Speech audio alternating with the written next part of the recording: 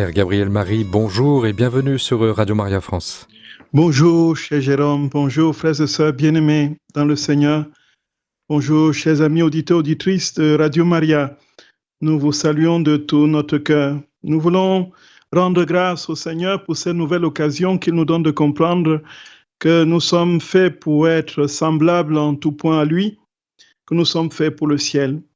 Nous voulons le bénir de ce qui nous l'a instruit en donnant la plénitude de la vie dans la divine volonté à ceux qui désormais ouvrent leur cœur, cette transformation totale de l'être en Dieu, qui fait que Dieu désormais trouve son ciel en nous et nous sommes désormais en lui, dans le véritable ciel qui est sa propre personne. Avant cette tranche d'émission d'aujourd'hui, nous voulons nous confier à la très sainte Mère, celle-là qui n'a jamais dit non à son Créateur et qui a vécu d'une manière pleine, rendant ainsi possible cette vie au cœur de notre créature, de notre création. Je vous salue Marie, pleine de grâce. Le Seigneur est avec vous. Vous êtes bénie entre toutes les femmes, et Jésus, le fruit de vos entrailles, est béni. Sainte Marie, Mère de Dieu, priez pour nos pauvres pécheurs, maintenant et à l'heure de notre mort. Amen. Chers frères et sœurs bien-aimés, nous terminions la dernière fois en parlant justement de la misère d'Adam qui a attiré la miséricorde infinie de Dieu. Donc nous sommes toujours dans le fiat de la rédemption et nous continuons dans la logique du projet que Dieu a eu sur l'humanité en venant prendre forme dans notre condition humaine. Et contrairement à ce que nous avons l'habitude de penser, que la rédemption était tout et qu'il n'y avait plus rien après, Jésus nous dit très clairement que la rédemption n'était qu'une étape. C'est ce que nous allons essayer de voir aujourd'hui, si le temps nous le permet. Donc, après la sortie de la vie divine, Adam s'est retrouvé débilité et affaibli dans tout son être. Son intelligence était rabougrie, sa mémoire défaillante et sa volonté complètement obscurcie par les ténèbres du péché. Alors il fit de grands efforts pour tenter de sortir de sa condition, mais il n'y parvenait pas. Et Jésus donc a comparé son état, comme nous voyons la dernière fois, son état de déchéance à celui d'un soleil qui a été réduit à n'être qu'une petite bougie. Donc, voyant que l'homme s'évertuait de toutes ses forces avec sa bonne volonté à se lancer vers son état premier, ceci sans y parvenir, Dieu a eu pitié de lui et a décidé de le restaurer. Alors, Dieu lui a fait la promesse d'un Rédempteur à venir. Donc, ce qui s'est passé avec Jésus, lorsqu'il est venu prendre notre condition humaine et pour nous donner le salut. Alors, le Seigneur est venu au cœur de notre humanité. Alors, il a pris chair de notre chair pour nous accorder donc le salut. Donc, un salut, frères et sœurs bien-aimés, entendons-nous bien, qui n'était pas la restauration de l'image première, mais la réparation de ses blessures. Nous voyons bien, frères et sœurs d'amour, ce qui nous est dit de donner de comprendre dans la vie, dans la divine volonté, c'est vraiment l'évidence même. Si Jésus avait réalisé la plénitude de son royaume, non seulement il n'aurait pas laissé la prière du Notre Père à ses disciples, puisque tout aurait déjà été accompli par sa rédemption, mais notre condition humaine aujourd'hui ne serait pas ce qu'elle est. Nous voyons la déchéance absolue, le mal absolu qui a complètement pris et rongé les mentalités qui s'est établi dans les civilisations et qui crée des dégâts à n'en plus finir. Effectivement, si Jésus avait achevé son œuvre, si la perfection de l'œuvre de la rédemption était achevée, on n'aurait pas effectivement un monde comme celui d'aujourd'hui où le mal règne et domine. Et alors, nous voyons que la rédemption, dit Jésus, était pour guérir les blessures de l'homme. Et c'était pour attendre le moment de la restauration. Et alors, il vient, il répare nos blessures. Il nous ouvre à la grâce. Il nous donne la possibilité d'accéder à la vie éternelle. Désormais, si on meurt dans le temps de la rédemption, on peut voir Dieu, ce qui n'était pas le cas avant qu'il ne descende dans notre condition, avant qu'il n'opère l'œuvre de sa rédemption par sa mort, sa passion, sa mort et sa résurrection. Et alors, frères et sœurs bien-aimés, quand Jésus va ressusciter, il va monter vers le Père. Il va promettre qu'il donnerait son esprit. L'œuvre, son esprit qui achève toute sanctification, comme nous le prions dans la prière eucharistique. Nous sommes ici au cœur même du projet final que Dieu avait sur l'humanité, la restaurer entièrement, lui donner son image originelle, dégradée, qu'elle avait perdue en sortant de la vie divine. Donc la finalité était la restauration parfaite de l'homme tel qu'il était à l'origine. Ceci dans la plénitude de la vie de Dieu. Et alors, avant de monter au ciel, frères et sœurs d'amour, Jésus nous a enseigné le Notre Père. Et c'est ce Notre Père qui a été récité par des générations d'hommes avant nous et qui le sera jusqu'à ce que ce règne s'établisse sur la terre comme au ciel. Et c'est dans ce sens qu'il faut comprendre la vie dans la divine volonté, frères et sœurs bien-aimés. Nous aurons l'occasion de l'expliquer encore plus en détail dans les émissions futures. La vie dans la divine volonté n'est pas le retour glorieux définitif du Christ, c'est la fin du monde. La vie dans la divine volonté, c'est l'ère de la sanctification où les créatures seront transformées en Dieu, où il y aura une paix dans les cœurs et naturellement par ricochet dans le monde, l'ère triomphante de l'Église, la Pentecôte nouvelle, et qui va embraser le petit reste et donner la réalisation des prophéties qui ont été dites à différentes occasions dans l'Écriture, notamment en Isaïe 11, n'est-ce pas? Lorsque le loup se couchera avec l'agneau, lorsque l'enfant mettra son doigt dans le nid du cobra, lorsque le veau et le lionceau auront le même fourrage, ainsi de suite. Nous connaissons cette prophétie d'Isaïe 11. Frères et sœurs bien-aimés, ce n'est pas une fiction. En fait, Jésus nous dit très clairement, et notre très sainte mère à Fatima nous le dit très clairement, mon cœur immaculé triomphera. Qu'est-ce que cela veut dire? Mon cœur immaculé triomphera. Cela ne veut pas dire que tous seront morts et tous seront auprès de Dieu et que ce sera la fin de l'histoire et que son cœur aura triomphé. Non, son cœur triomphera, son cœur immaculé triomphera ici-bas. Cela veut dire que c'est le moment où les âmes seront conscients de la vie de Dieu en elles, où elles seront complètement transformées dans cette vie, où elles rechercheront de manière éperdue la grâce et auront une sainte horreur du péché. Voyez? Et l'occasion nous sera donnée d'expliquer ces réalités de manière très précise pour bien mettre les points sur les i dans la confusion actuelle, justement, dans le milieu chrétien. La vie dans la divine volonté, dans sa plénitude, ce n'est pas le retour définitif, glorieux du Seigneur qui vient juger les vivants et les morts. Donc c'est, encore une fois, important de le souligner. Alors Jésus dit, frères et sœurs d'amour, il dit que lorsque il est venu, comme le but était la restauration parfaite de l'humanité déchue, il a décidé de prier son Père pour qu'il fasse advenir son règne. Et le règne se réalisera infailliblement, tout simplement parce qu'il a appris le Notre Père à ses disciples. Et cette prière du Notre Père qu'il a appris à ses disciples était déjà exaucée dans le cœur de son Père, et ayant pris cet exaucement dans sa propre volonté, puisqu'il ne partage qu'une seule volonté avec le Père, il a appris à ses disciples. Et donc, c'est déjà un décret. Le décret est déjà signé. Et donc, dans l'acte unique et éternel de Dieu, ce temps est déjà présent. Le temps de la restauration parfaite de l'homme est déjà présent.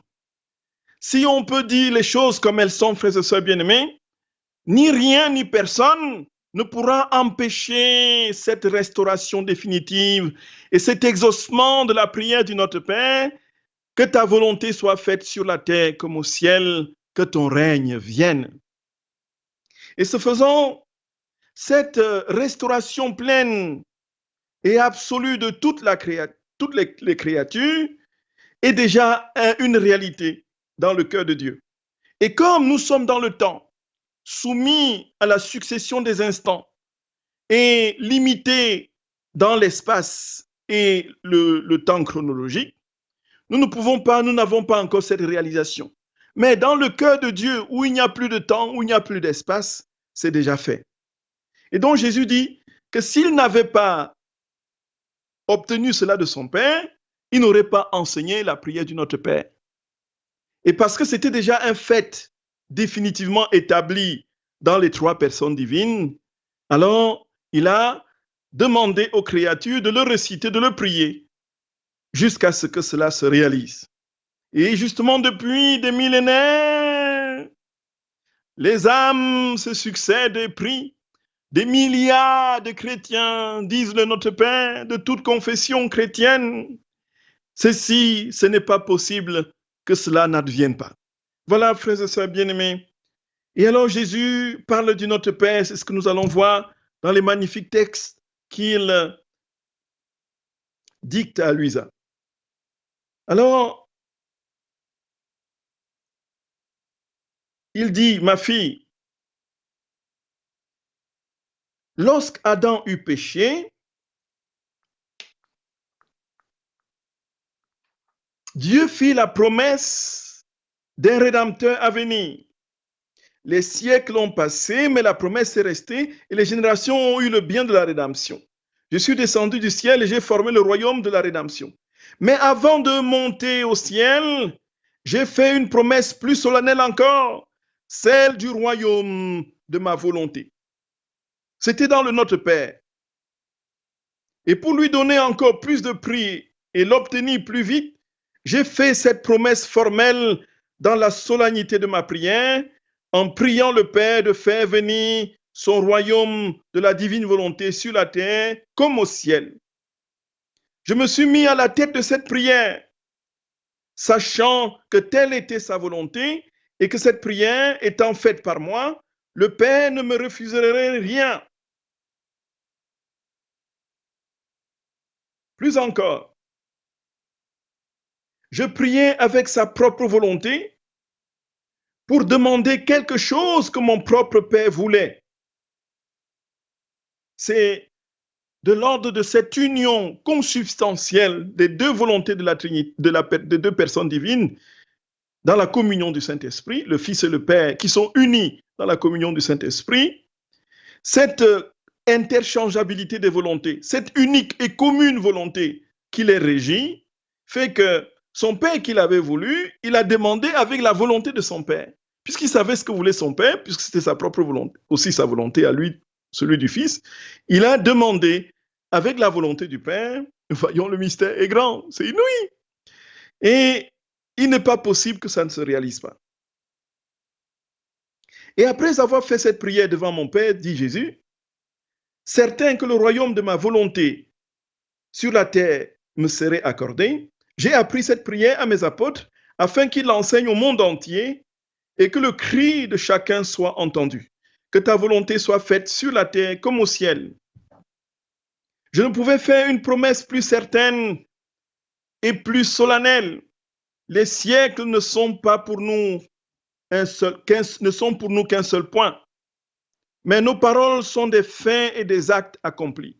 Donc, nous comprenons que c'est déjà accompli. C'est déjà accompli pour le Seigneur. C'est déjà ça, c'est déjà le cas. Et c'est pourquoi, quel que soit le frein que l'on peut mettre à cette diffusion de la vie dans la divine volonté, rien ni personne ne peut plus l'empêcher, tout simplement parce que c'est un décret signé de toute éternité dans le cœur de Dieu et qui se réalisera.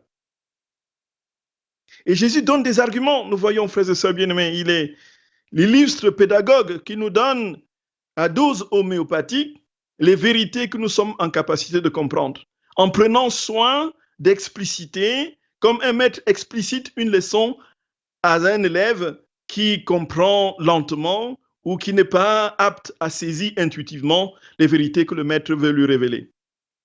Alors, Jésus dit, ma prière, même au Père céleste, viens, que ton règne arrive, que ta volonté soit faite sur la terre comme au ciel, signifiait qu'avec ma venue sur la terre, le royaume de ma volonté ne serait pas établi chez les créatures. Sinon, j'aurais dit, mon Père, notre royaume que j'ai déjà établi sur la terre, qu'il soit confirmé et que notre volonté domine et règne. Au lieu de cela, j'ai dit, viens. Ce qui voulait dire qu'il doit venir et que les créatures doivent l'attendre avec la même certitude qu'elles ont eue pour la venue du Rédempteur. Parce que ma divine volonté est liée et engagée par ces paroles du Notre Père. Voyez, frères et sœurs bien-aimés, Jésus a déjà obtenu cette prière de son Père. Il explique que bien qu'il l'ait obtenu, ce n'est pas encore réalisé. Sinon, il aurait prié autrement. Il n'aurait pas demandé que l'on dise viens. Il aurait dit que ton règne que j'ai établi sur la terre, que tu, n'est-ce pas, le gardes et que tu le protèges, que tu le confirmes dans ta volonté pour qu'il domine et règne. Mais au lieu de cela, je n'ai pas dit, j'ai dit tout ça, j'ai dit viens. Donc, attendons. Cela veut dire que nous attendons et que cela viendra infailliblement, de même que la rédemption est venue de manière infaillible. Tout le mouvement qui a précédé la rédemption, c'est celui qui est en train aujourd'hui de précéder la sanctification. Les vérités sont disséminées dans les âmes et au fur et à mesure que l'on prend connaissance et conscience de cette promesse du Seigneur, on s'attelle à vivre selon la grâce, à accueillir ce grand don et non naturellement à faire advenir ce règne pour lequel le Fils a prié et que des générations d'hommes, depuis qu'il a enseigné, continuent à prier jusqu'à ce que cela se réalise. Et lorsque ma divine volonté se lie, ce qu'elle promet est plus qu'une certitude, dit Jésus. Et comme tout a été préparé par moi, il ne manquait rien d'autre que les manifestations de mon royaume. Et c'est ce que j'ai fait. Crois-tu que toutes ces vérités que je te manifeste concernant mon fiat ne sont là que pour te faire un simple rapport? Non, non. Elles sont manifestées pour faire savoir à tous que son royaume est proche et que tous en connaissent les prérogatives afin que chacun puisse aimer et désirer vivre dans un royaume aussi saint, rempli de bonheur et de tous les biens. Par conséquent, ce qui te semble difficile devient aisé par la puissance de notre fiat, car il sait comment lever toutes les difficultés et conquérir toutes choses comme il le veut et quand il le veut. Et ce magnifique texte, frères et sœurs, du tome 23 du 5 février 1928. Alors il s'ensuit, frères et sœurs bien-aimés, que pour le chrétien qui aujourd'hui accède à ces vérités et veut entrer dans cette vie, qu'il y entre avec confiance, qu'il y entre avec sérénité et paix, qu'il y entre avec abandon, avec joie. Ce qui nous attend au bout, frères et sœurs d'amour, c'est le ciel. C'est le ciel, c'est le ciel. Ce ne sont pas des catastrophes. Les catastrophes pourraient advenir. Certes, c'est peut-être inévitable, mais ce qui est certain, qui va gagner, dominer l'âme chrétienne, c'est la joie d'être restauré en Dieu. Et malheureusement, ce que nous voyons, c'est qu'il y a une surconcentration, surfocalisation sur les catastrophes et les malheurs qui aujourd'hui traversent l'imaginaire chrétien et naturellement des prophéties de tout genre, n'est-ce pas, des prophéties de malheur qui s'enchaînent, qui continuent à rendre mélancoliques les âmes qui devraient normalement, du fait de la promesse du Seigneur, être dans une joie continuelle. Et on croit qu'on est plus chrétien parce qu'on s'inquiète de l'avenir. Et c'est bien le contraire qui se produit, frères et sœurs bien-aimés. On est moins chrétien, on est moins dans la grâce quand notre âme est remplie de tristesse. Et lorsque nous multiplions les stratégies, nous réfléchissons sur le comment, du pourquoi, du comment. Et quand le moment viendra des malheurs de gauche à droite, comment est-ce que je vais faire? Où est-ce qu'on va faire des provisions? Où est-ce qu'on va se cacher? Qu'est-ce qu'on va faire de notre argent en banque? Et tout ça. Voyez, un tas de questions qui traversent l'esprit inutilement et qui plombent l'âme, qui l'empêchent de s'élever dans la contemplation de cette grande grâce et de ce grand cadeau, de la vie dans la divine volonté.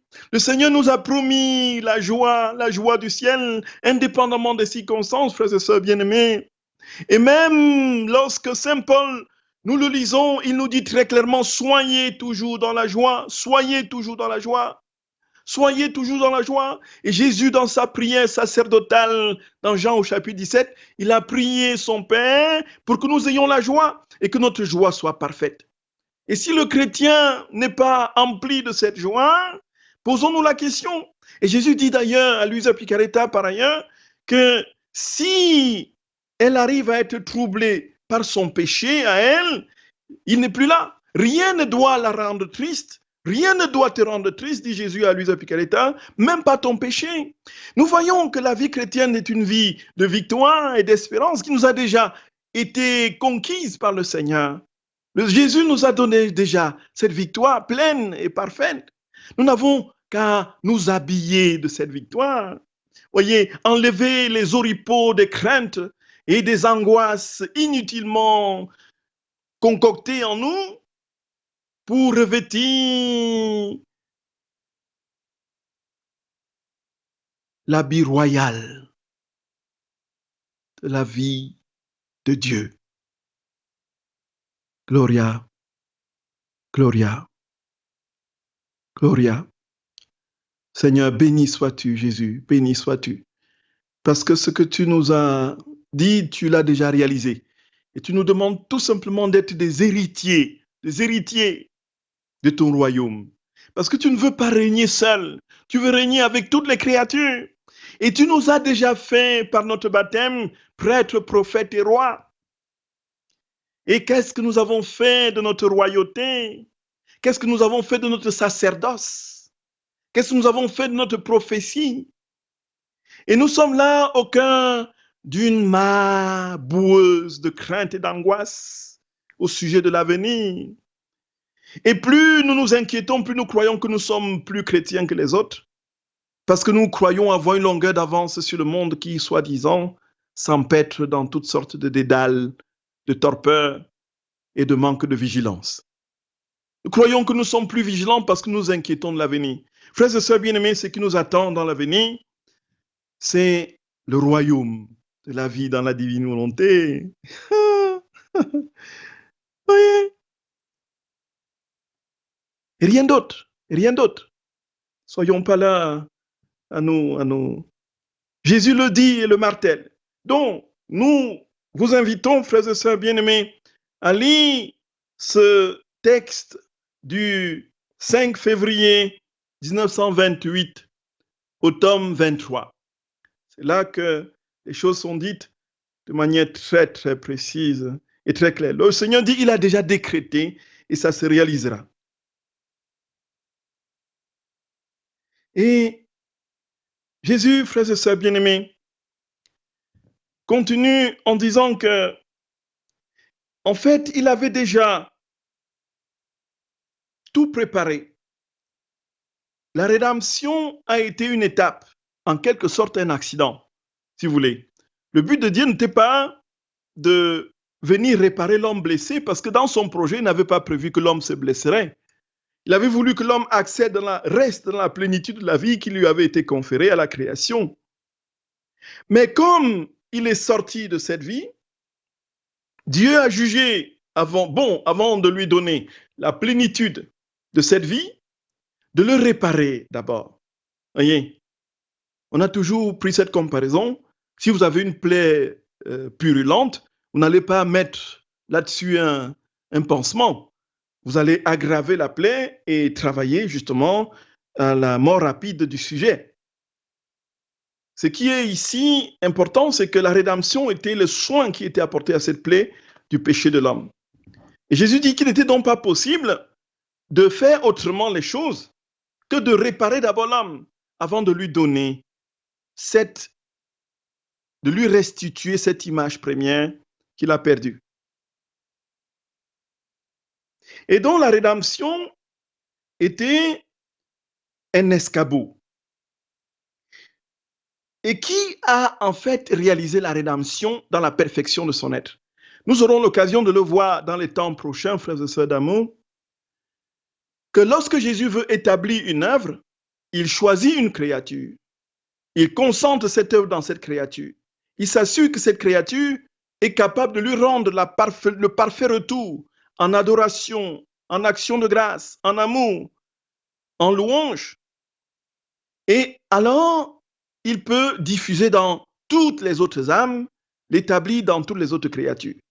Pour l'œuvre de la rédemption, pour que cette œuvre prenne forme et se distille dans toute l'humanité, il fallait qu'une créature soit en capacité d'accueillir cette vie pleine, d'être en capacité de réconcilier la volonté humaine et la volonté divine. Et alors, seulement, il pouvait réaliser cette œuvre.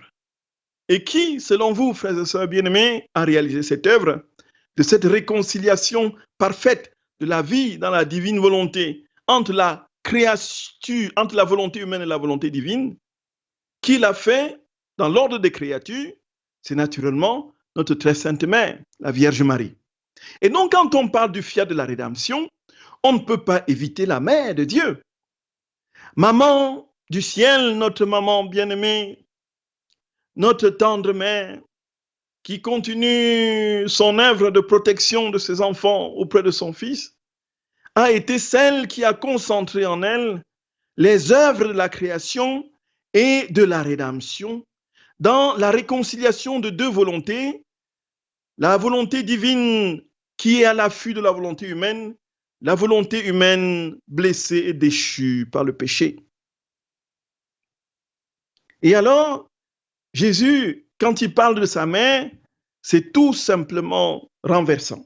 C'est tout simplement renversant. Il dit donc que la très sainte mère portait en elle le royaume de la divine volonté, ceci pour le rendre possible. C'est ce qu'il dit, frères et sœurs bien-aimés, dans plusieurs textes du livre du ciel. Il y a ce texte du 25, du 31 mars 1929 au tome 25. Et puis un autre texte du 26 août 1929, du 25 août 1929 au tome 26. Alors voici ce qu'il dit par rapport à la Vierge. Ma fille, la rédemption et le royaume de ma divine volonté ont toujours procédé de concert. Pour que vienne la rédemption, il fallait une créature qui vive la divine volonté, comme vivait l'Adam innocent en Éden avant le péché.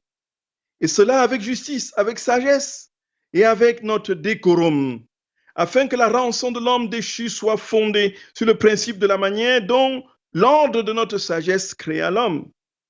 S'il n'y avait pas une créature en qui mon divin fiat avait son royaume, la rédemption aurait été un rêve, non une réalité. En fait, si elle n'avait pas régné totalement dans la Vierge, la volonté divine et la volonté humaine auraient continué à se tenir à distance l'une de l'autre et à distance de l'humanité, ce qui aurait rendu la rédemption impossible. Mais au contraire, la Vierge Reine pliait sa volonté sous la divine volonté et la laissait régner librement. C'est pourquoi les deux volontés ont fusionné et se sont réconciliées. Le vouloir humain reçut l'acte continuel du vouloir divin et le laissa agir sans s'y opposer. Le royaume avait ainsi sa vie, sa vigueur et son règne absolu. Voyez, ce qui s'est passé pour la très sainte mère, c'est ce qui se passera pour nous. Voyez, frères et sœurs bien-aimés, notre très sainte mère, dans cette œuvre de rédemption qui la permet, en laissant sa volonté entièrement être infusée par la divine volonté, c'est l'icône, le modèle de ce que nous serons demain. Voyez, frères et sœurs bien-aimés, je vous écoute. Oui. Alors, il s'agit de Christian. Voilà, Christian, vous êtes à l'antenne. Oui, merci. Bonjour, Père. Je vous remercie infiniment. Je suis très saisi par cette divine volonté. Et alors, j'aimerais une précision sur le rôle spécifique de Marie et puis le rôle spécifique aussi de Luisa Picaretta. Parce que on voit l'image qui est donnée où Jésus descend avec tenant dans une main sa mère et dans l'autre main soutenant Luisa Picaretta. Donc elles ont un rôle aussi important, complémentaire. Et j'aimerais avoir des précisions à ce niveau-là. Oui, merci, cher Christian bien-aimé. Merci, mon père. Oui. Donc, effectivement, c'est la question que beaucoup se posent. Effectivement, quel est le rôle de Luisa dans l'œuvre de la sanctification? Donc, déjà, il y a beaucoup de confusion qu'il faut immédiatement lever. Luisa n'est pas la Vierge Marie. Et Luisa, si elle a reçu le cadeau de la divine volonté dans sa plénitude au fur et à mesure des purifications, elle n'est pas exempte du péché. Luisa a été une pécheresse, une créature pécheresse. Elle a, pour différentes raisons, été impatiente. Elle s'est morfondue de bien de manières. Elle s'est révoltée. Elle a eu du chagrin. Elle a eu des ressentiments. Elle s'appelle Kativa même, ça veut dire mauvaise dans son dialecte. Et puis ensuite, elle a été d'une manière singulière, comme on a très peu vu dans l'histoire des saints, dans une posture de confession continuelle régulière. Elle se confessait quasi quotidiennement. Voyez. Et alors, tout ceci pour dire que Luisa n'est pas la Vierge Marie. Luisa n'est pas, exempte du péché originel.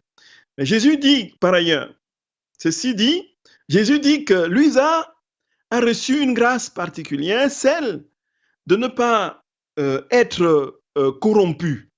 Donc, la corruption dans ce qu'il y a de plus abject pour les péchés, en ce qui concerne les péchés mortels, dont Luisa ne l'a pas vécu. Donc, en quelque sorte, si on veut, elle est entièrement et parfaitement une créature pécheresse, mais elle n'a jamais commis de péché mortel qui la sépare, qui la coupe de Dieu. On a des textes à profusion dans le livre du ciel qui le disent. Donc Jésus a dit qu'elle a tout fait, il a travaillé par des purifications multiples à lui donner, du fait de cette disposition parfaite par l'épreuve, la souffrance et autres, et son fiat donné continuellement, l'a disposé à recevoir la vie dans la divine volonté dans sa plénitude. Et ce faisant, quand on parle de Luisa comme étant la dépositaire de ce cadeau pour l'humanité, cela veut dire tout simplement dire qu'en fait, une œuvre, quand Jésus, c'est comme ça que Jésus l'explique, on a eu dans les différentes formations de l'association, dans les différents samedis de la divine volonté, à l'expliciter. On fait des séries aujourd'hui, on est à la 3e série sur Luisa.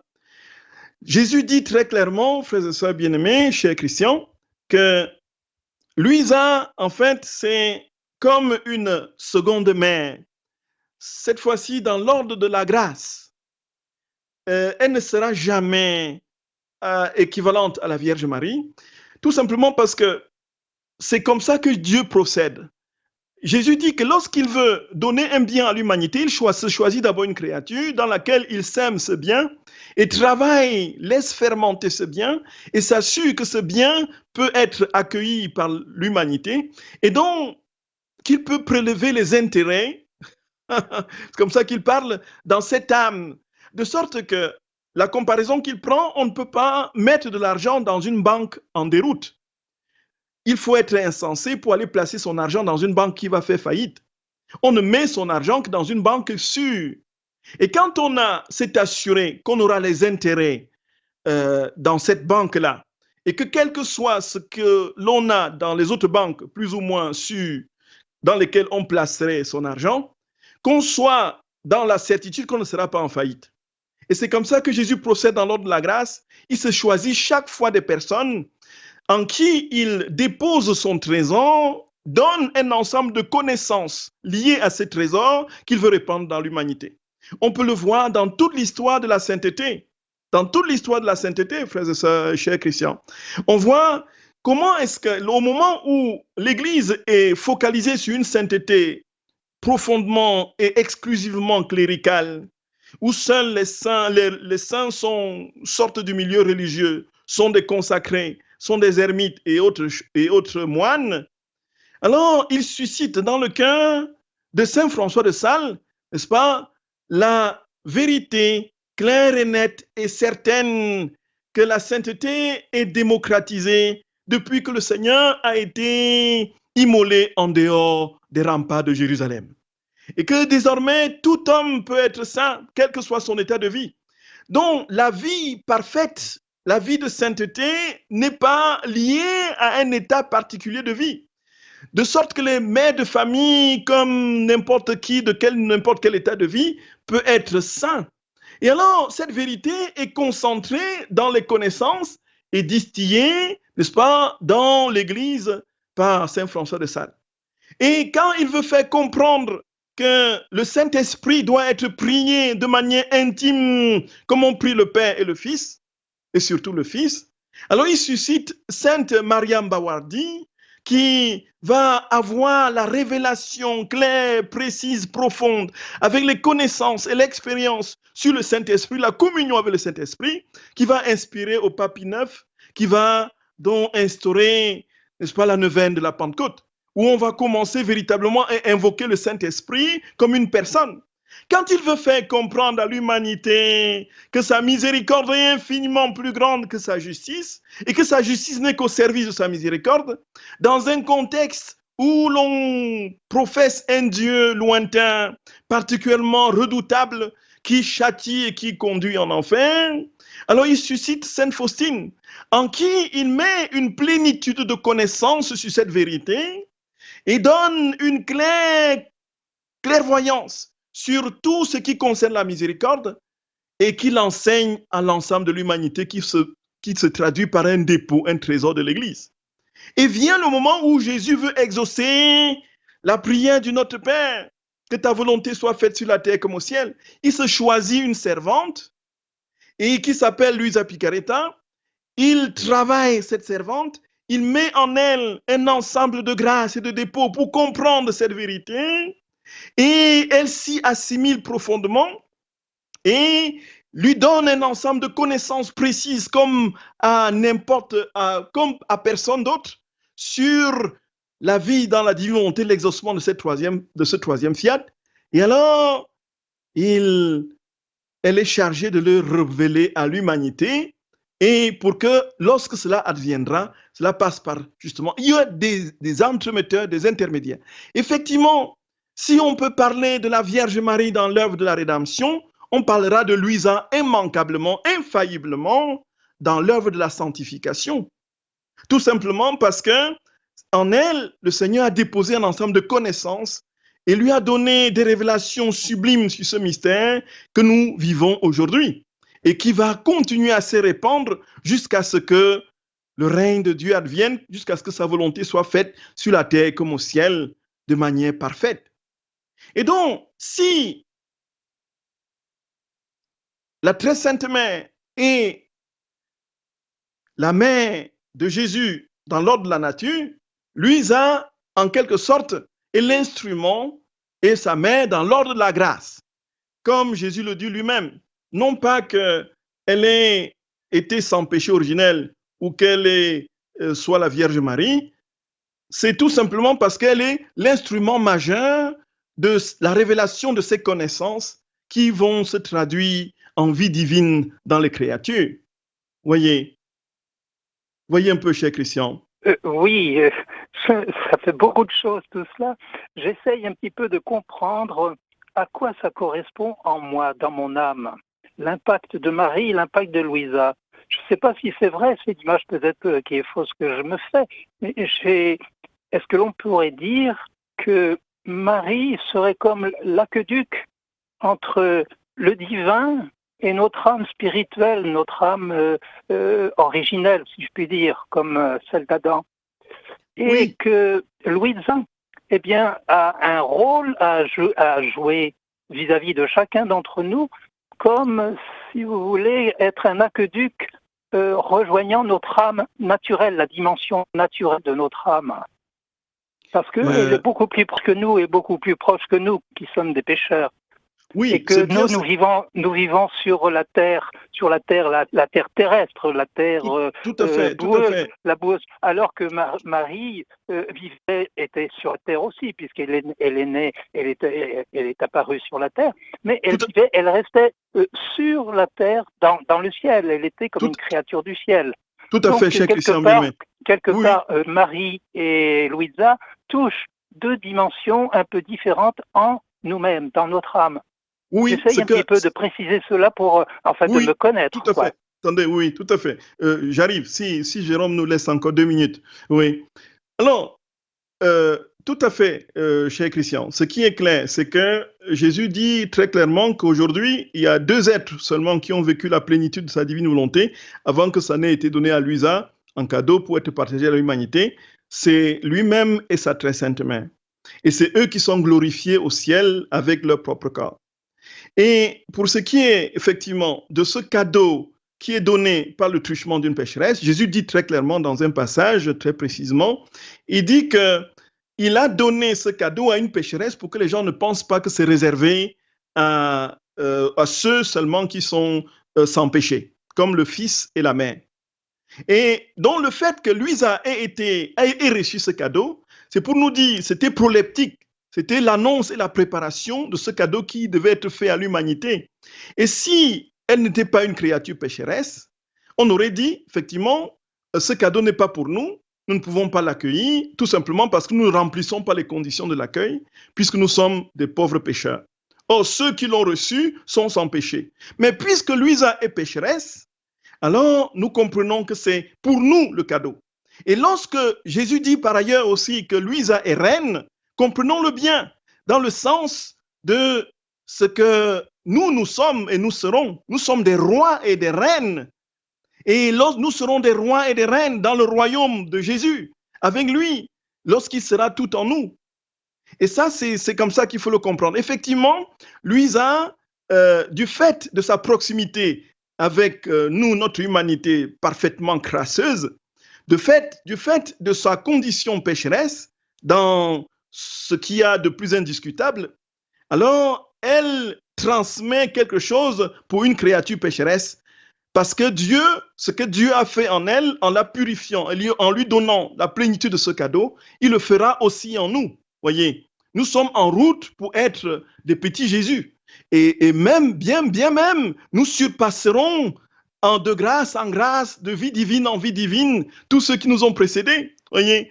Et Jésus dit d'ailleurs que ceux qui sont sur terre ont un grand avantage sur ceux qui sont déjà au ciel, c'est qu'ils peuvent multiplier les vies divines, ce que les âmes au ciel ne peuvent plus, puisque leurs actes sont arrêtés. Voyez, ils vivent maintenant de la béatitude, alors que l'homme ici peut continuer à vivre.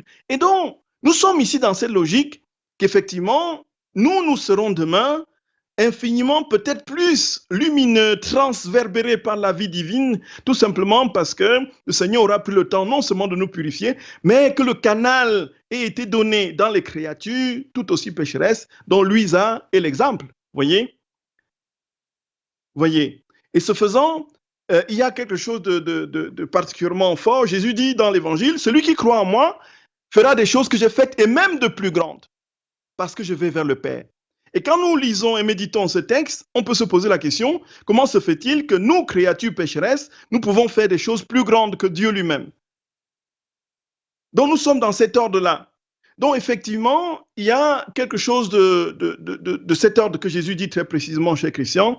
Si nous sommes en capacité de vivre ce don, c'est bien parce que nous sommes pécheurs, miséricordiés et naturellement transformés en Dieu par sa seule et unique puissance. Voilà ce que je peux dire, Christian. Le temps est passé. Je vous remercie beaucoup. La lueur s'éclaire un petit peu dans mon horizon. Merci beaucoup. Merci. Beaucoup, oui. Merci. Au revoir, Père. Merci. Au revoir, cher Christian. Que Dieu vous bénisse.